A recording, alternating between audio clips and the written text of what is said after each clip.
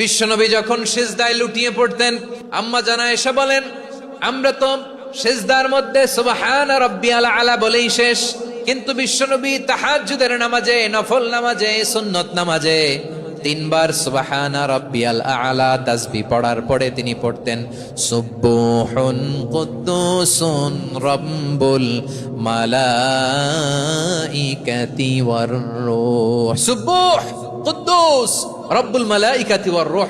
সিজদায় লুটিয়ে পড়ে বিশ্বনবী এই দোয়াটা পড়তেন নফল নামাজে, সুন্নাত নামাজে কিংবা তাহাজ্জুদের নামাজে।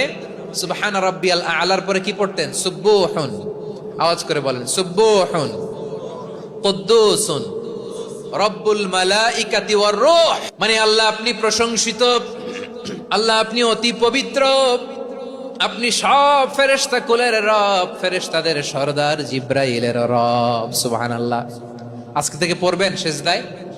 হ্যাঁ, বারোখালীবাসী পড়বেন নাকি? হুজুর নামাজে তো পড়ি না।